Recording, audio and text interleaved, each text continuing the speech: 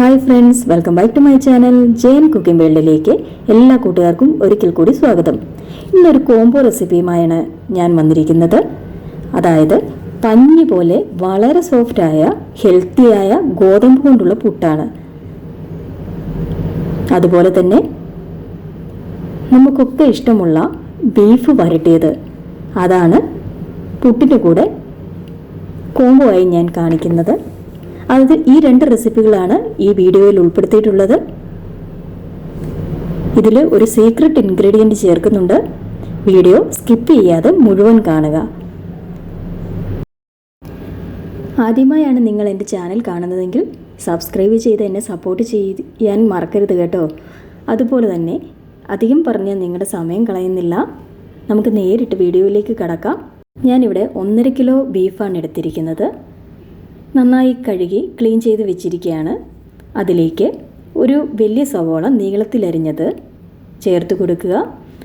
അതുപോലെ ഇഞ്ചി വെളുത്തുള്ളി ചതച്ചെടുത്തത് അതും ചേർക്കുക. മസാലകളൊക്കെ ചേർത്താണ് ഞാൻ ബീഫ് വേവിച്ചെടുക്കുന്നത്.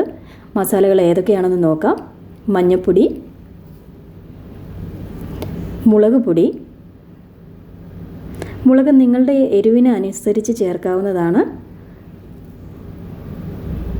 മല്ലിപ്പൊടി,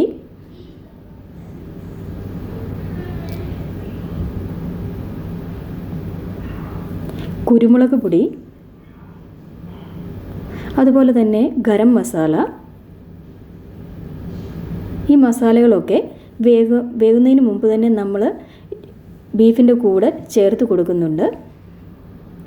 പിന്നെ ഈ സമയത്ത് നമ്മൾ 2 സ്പൂൺ വിനാഗിരി കൂടി ചേർത്ത് കൊടുക്കണം.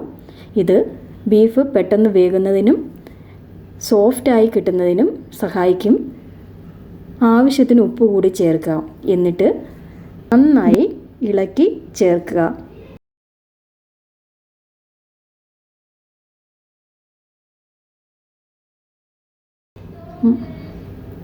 നിങ്ങൾക്ക് സ്പൂൺ ഉപയോഗിച്ച് ഇളക്കാം. ബീഫ് റെഡിയായിട്ടുണ്ട്. ഇത് നമുക്ക് അടച്ച് വേകുവാനായിട്ട് വെക്കുക. ബീഫ് വേകുന്ന സമയം കൊണ്ട് നമുക്കിതിനുള്ള മസാല കൂടി തയ്യാറാക്കണം. ഒരു പാത്രം അടുപ്പിൽ വെച്ച് അതിലേക്ക് ആവശ്യത്തിന് എണ്ണ ഒഴിക്കുക. ഞാൻ ആദ്യം ഇവിടെ ചെയ്യുന്നത് വെളുത്തുള്ളിയും കറിവേപ്പിലയും ഫ്രൈ ചെയ്തെടുക്കുകയാണ് ചെയ്യുന്നത്. എണ്ണയിലിട്ട് നന്നായി ഫ്രൈ ചെയ്ത് കോരിയെടുക്കുക. അതേ എണ്ണയിലേക്ക് തന്നെ ഒരു വലിയ സവോള നീളത്തിലരിഞ്ഞത് കൂടി ചേർത്ത് വീണ്ടും വഴറ്റുക. സവോള നന്നായി വഴന്ന് വരുമ്പോൾ നമുക്ക് കുറച്ച് ഉപ്പ് ചേർത്ത് കൊടുക്കുക. അന്നേരം പെട്ടെന്ന് വഴന്ന് കിട്ടും. സവോള റെഡിയാകുമ്പോൾ അതിലേക്ക് ബാക്കി ഇൻഗ്രീഡിയൻസ് ചേർത്ത് കൊടുക്കണം. സവോളയുടെ കൂടെ കറിവേപ്പില കൂടെ ഇട്ട് കൊടുത്തു. കറിവേപ്പില എപ്പോഴും ബീഫിന് നല്ല രുചി തരുന്ന ഒരു ഇൻഗ്രീഡിയൻ്റാണ്.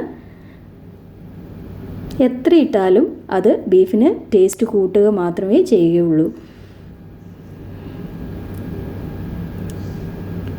സവോള ഇപ്പോൾ അധികം മൂക്കണ്ട, ഒരു ലൈറ്റ് ബ്രൗൺ കളറായി തുടങ്ങുമ്പോൾ അതിലേക്ക് വെന്തിരിക്കുന്ന ബീഫ് കൂടി ചേർക്കുക.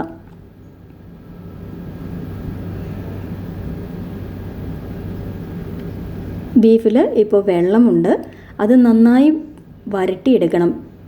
എങ്കിൽ മാത്രമേ നമ്മുടെ ബീഫിൽ മസാലകളൊക്കെ പുരണ്ട് നല്ല ബീഫ് വരട്ടിയതാവുകയുള്ളൂ. നമുക്കിത് കുറച്ച് സമയം അടച്ചു വെക്കാം.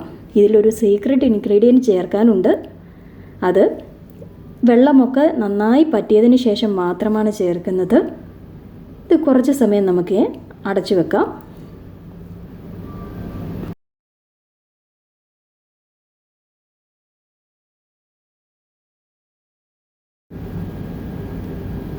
നന്നായി തിളച്ച് ബീഫിലെ വെള്ളമൊക്കെ നന്നായി പറ്റി വരുന്നുണ്ട്.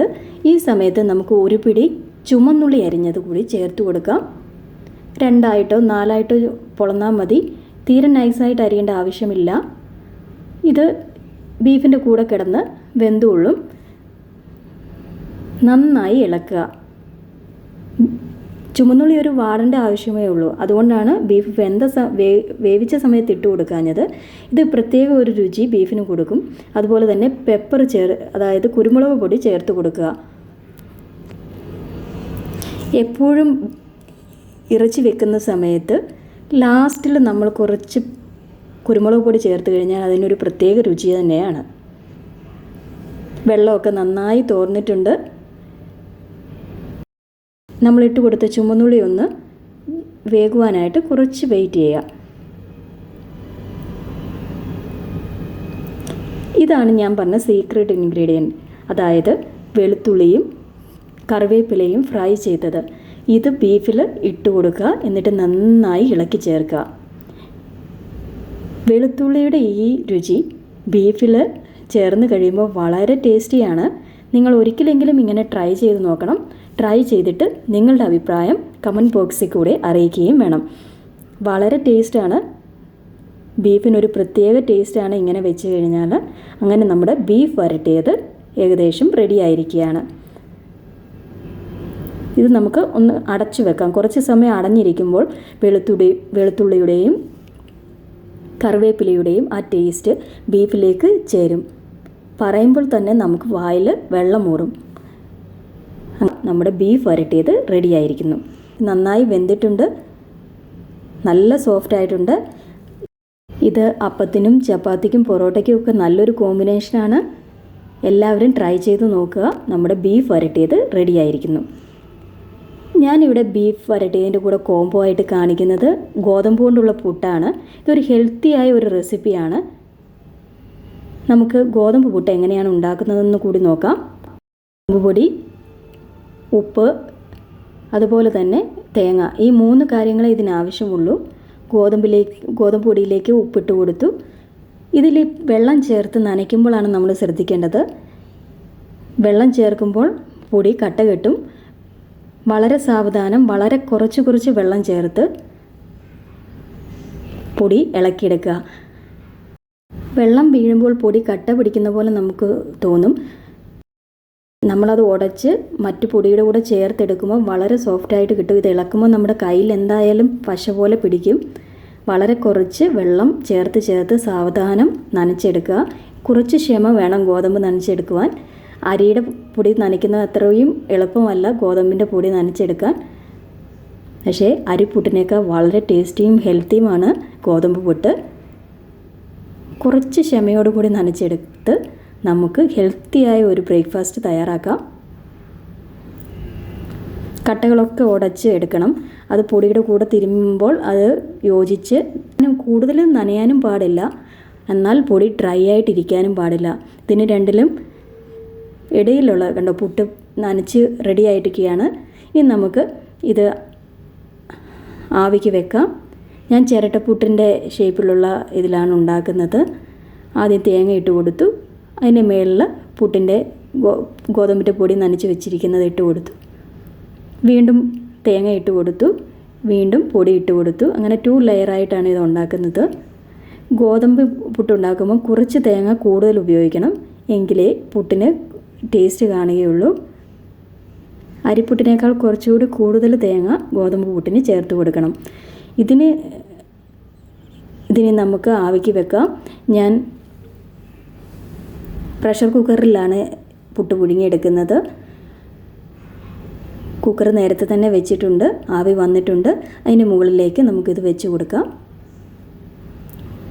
നന്നായി ആവി വരുമ്പോൾ നമുക്ക് പുട്ടെടുക്കാം. പുട്ടിൻ്റെ പൊടി നനയ്ക്കുന്നതിനനുസരിച്ചിരിക്കും അതിൻ്റെ സോഫ്റ്റ്നെസ്. വേറെ ഒന്നും അഡീഷണൽ നമ്മൾ ചേർക്കേണ്ട ആവശ്യമില്ല. വെള്ളം നനച്ച് കൊടുക്കുന്നത് കൂടാനും കുറയാനും പാടില്ല. പൊടി നന്നായി നനയുകയും വേണം. എങ്കിൽ കൂടുതൽ വെള്ളമായി കഴിഞ്ഞാൽ ഇത് കട്ട കെട്ടിപ്പോവും. അത് മാത്രം ശ്രദ്ധിച്ചാൽ മതി. നിങ്ങൾക്ക് നല്ല സോഫ്റ്റായ പഞ്ഞി പോലുള്ള ഗോതമ്പ് പുട്ട് ഉണ്ടാക്കിയെടുക്കാൻ പറ്റും. വളരെ ടേസ്റ്റിയാണ്. പഞ്ചസാര ചേർത്ത് കഴിച്ചാൽ പോലും കുട്ടികൾക്ക് വളരെ ഇഷ്ടപ്പെടും. ആവി വന്നിട്ടുണ്ട്, നമുക്ക് എടുത്ത് നോക്കാം. ഇത് തൊട്ടാൽ തന്നെ പൊടിയുന്ന പോലെയാണ് ഗോതമ്പ് പുട്ട് വെന്ത് കഴിഞ്ഞാൽ ഇരിക്കുന്നത്. ഞാൻ കാണിച്ചു തരാം. കണ്ടോ, നന്നായി വെന്തിട്ടുണ്ട്. ഇത് നമുക്കൊരു പാത്രത്തിലേക്ക് എടുക്കാം.